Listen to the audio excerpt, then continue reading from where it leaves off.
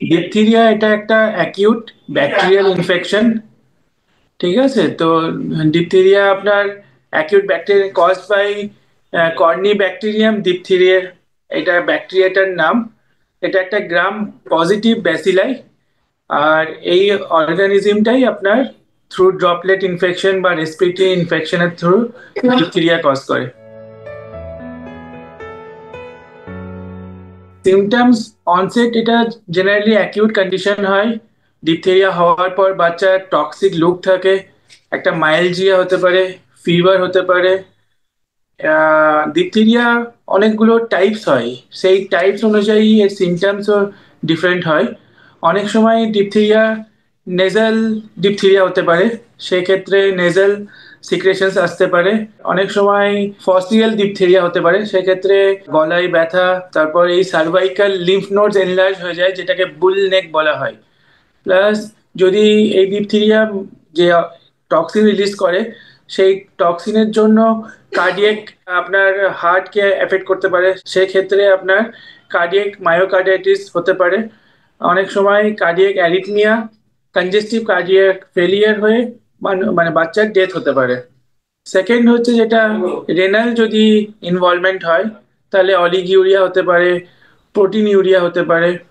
যদি আপনার অনেক সময় ডিপথিরিয়া এটা মাল্টি সিস্টেম ইনভলভ করতে পারে, তো যদি নট ট্রিটেড, ঠিক মতো যদি সময় না ধরা হয়, সেক্ষেত্রে এই প্রবলেমগুলো হতে পারে।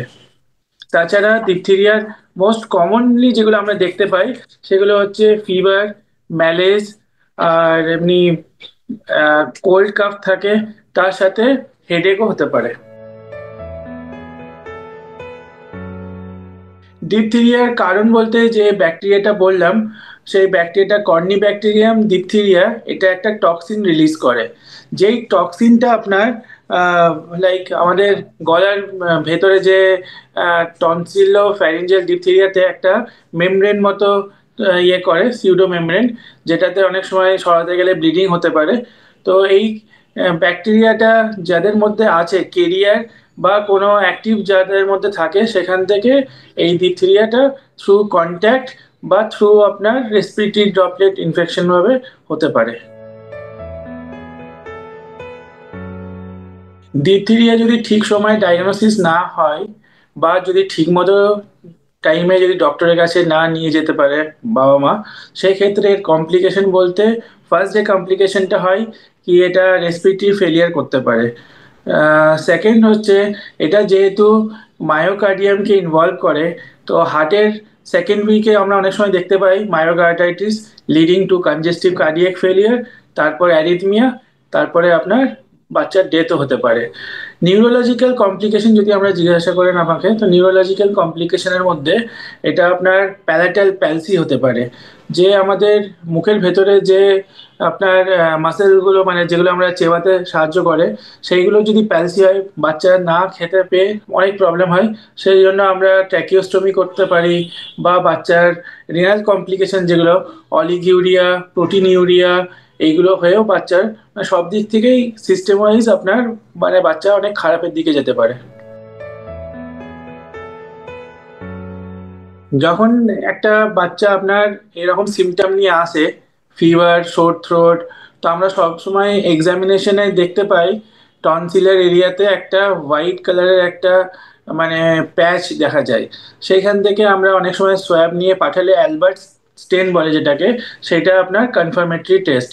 ওরোফ্যারিংস বা ল্যারিংস থেকে আমরা সোয়াবটা নিই, এবং এটা হচ্ছে কনফার্মেটরি টেস্ট।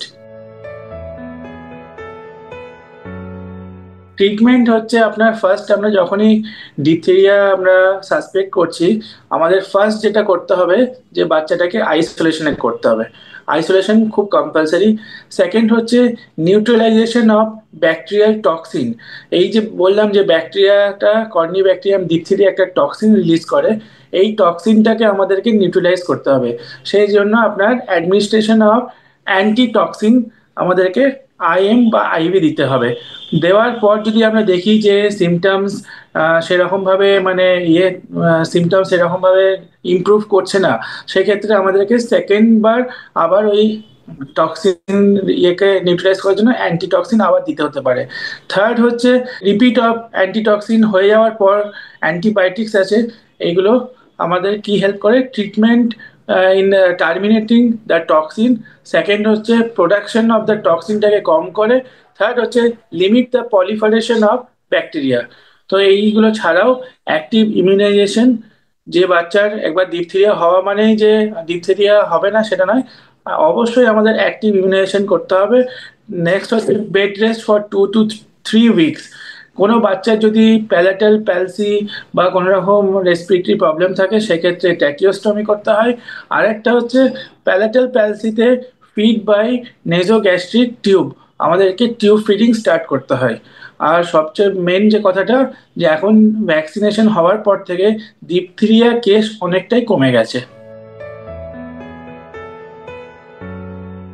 এইটা তো এক নম্বর হচ্ছে যবে থেকে ভ্যাকসিন আমরা মানে বাচ্চাদেরকে দেওয়া শুরু হয়েছে, 1.5 মাস, 2.5 মাস, 3.5 মাস, তারপর আপনার বুস্টার 15 মাস, এই ভ্যাকসিন ডিপিটি, ডিপথিরিয়া, টিটেনাস, পার্টুসিস, এই ভ্যাকসিন দেওয়ার পর অনেক কেস কমে গেছে। তারপর আমরা কাদের ক্ষেত্রে এটা দেখতে পাই, কোনো বাচ্চা যদি আনভ্যাকসিনেটেড থাকে বা কোনো ইমিউনো কম্প্রোমাইজ বাচ্চা থাকে, সেই ক্ষেত্রে এখন এই ডিপথিরিয়া কেস নেই বললেই চলে। প্রিভেনশন বলতে ফার্স্ট হচ্ছে isolation until 2 successive culture of throat or nose negative for diphtheria bacilli.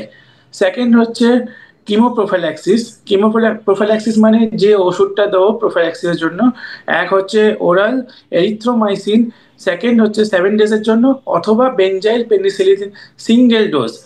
আর যদি প্রিভিয়াসলি ইমিউনাইজ চাইল্ড তার ডিপথিরিয়া হয়ে থাকে সেক্ষেত্রে আমরা বুস্টার ডোজ অবশ্যই দেবো। আর যারা ডিপথিরিয়া একদমই মানে হয়নি কোনো বাচ্চা, নর্মাল যারা বাচ্চা আছে, তাদের ক্ষেত্রে ভ্যাকসিনেশন মাস্ট।